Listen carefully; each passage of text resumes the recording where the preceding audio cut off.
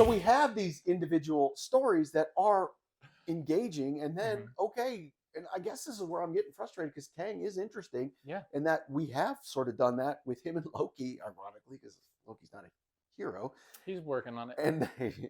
and then okay, so now he's an Ant-Man, and he's been introduced, but not necessarily everybody has seen these things. So Right. who's Kang? Like, well, go watch the movies, go watch Loki, but you might not be able to. So I don't know how you move on from that because I enjoy Kang, but he's still not Doom or Thanos. Right. And I think that's I think it's I think the Marvels is going to be one of the ones where if there's no Kang presence, then it's going to make everything else feel lost. Yeah. Does that make sense? Yeah. Where it's like, what is that movie even telling? Like, what is that story? Like, who is this? Whatever, you know what I mean? Like, it's not a high evolutionary story. We saw that in Guardians, you know what I mean? So it's like, what is the Marvels trying to forward right now? And I think that's what the biggest issue with the Marvels as a whole is it's like they just wanted to do a woman team up movie and there's no context to it. There's no like, yes, you have a little bit of Miss Marvel's story here and how these bands are affecting whatever, and then you have Captain Marvel has been established in multiple films at this point, and then you have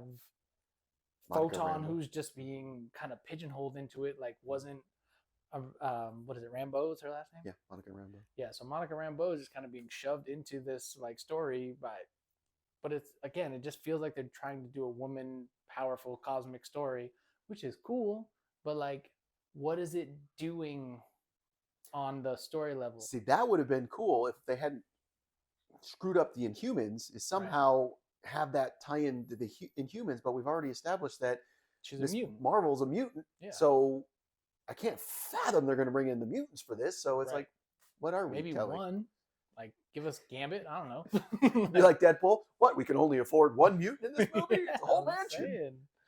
That's what interesting. Yeah, so we'll get Dazzler. Jubilee, bro. Just as bad. She was made for that TV series. You knew that? I didn't know that. I'm not until recently. Jubilee to me, useless. When she became a vampire, at least it was cool. But yeah, useless. Blade. Yeah, good.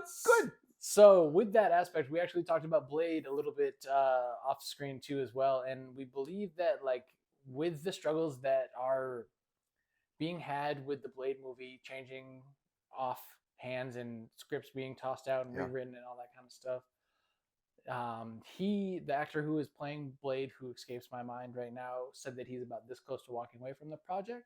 So I don't think that one of the things that I stated prior to this was I don't think that they need to necessarily make it a Blade movie, but if they just go like a dark Marvel universe, that would be a good place for all of these characters to live. And then you can bring in the Werewolf by Night stuff. You can bring in the Midnight Suns. You can tell these more like creepy stories, and I think that would be the perfect place for that to live. I love this idea because one of the best parts of the Eternals was the end. Yeah. When we get the reference to Blade potentially and the Black Knight, and it's like, cool. But in my opinion, because the Eternals was not a success, and they're going to just ditch all that. And I want to see the Starks take over the Marvel universe. Yeah, that would be awesome to me. Yeah. It's Kit, right? Kit is the guy who's Black Knight. Harrington, I think. Yeah. So, but that's where we're going. Is that I think what was it, the 5th script, and it's not been well received. So now they're on to the guy who wrote Logan to do Blade, and it's like, it doesn't sound good. Yeah, fifth script is not a good sign. No, it's like, is it weird that I'm like, God, I wish Wesley Snipes was back as Blade because that at least we'd get movies. At least we would get a movie. Yeah, I know. It's like I haven't asked for Wesley Snipes to come back in a long time, but I think we are. I think the easiest way for them to do it and to like have a successful like lead in a completely different direction is just to go Midnight Suns. Yeah. And I think that story is cool enough. They did a really awesome story with the game. And I hate to say this, but right now the Marvel video games are telling cooler stories than the live action stuff, and that shouldn't be the case. Although, yes, it is a great medium to explore these ideas, why not just, you tested Midnight Suns. It sold well. It did well. Tell the story now. You know what I mean? Like you did your test item, like just give us the Midnight Sun story that we want. And I think you could do the same thing with the Venom stuff that they did in the Spider-Man stuff, and really just lean into it and know that these stories are work and they're really compelling, and you already did it. Just put it on the screen. That's a good point, because we're talking about things that Disney's looking at. Oh, we need to fix. This wasn't as good as we wanted to be. Werewolf by Night, was fantastic. Mm-hmm. All we got was a colorized version. Listen, now it's in color this year. it's like, all right. okay, cool, but let's expand on that universe. Let's tell that stuff. Yeah, I gotta say, Bloodstorm is what is it? Stone.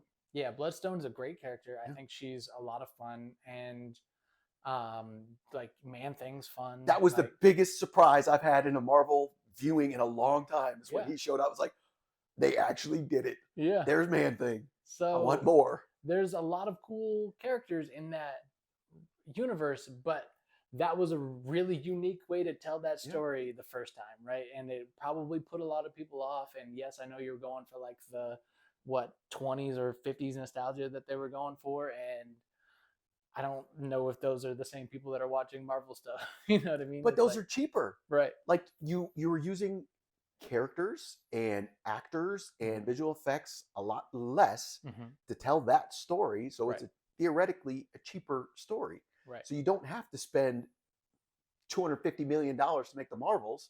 You can make something on a smaller scale and still be intriguing. Right. And I think that is a good point, is you continue to explore the haunted aspects of Marvel, because they've told some really cool stories. Like I said, the Midnight Suns is an awesome run, and you can bring in anybody to those stories. Like you can bring in Iron Man for it. You can bring in Wolverine for it. You can bring in Spider-Man for it. Like you can continue down that realm. And I almost think that that story could be as big as an Avenger story, because of how cool and how dark and twisted that universe can get. Doctor Strange, you know what I mean? Like, it was a huge success from the box office, which is obviously what they're looking at. The Multitude of Madness.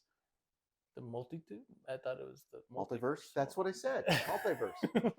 Jimmy likes to stutter. And then we've got another.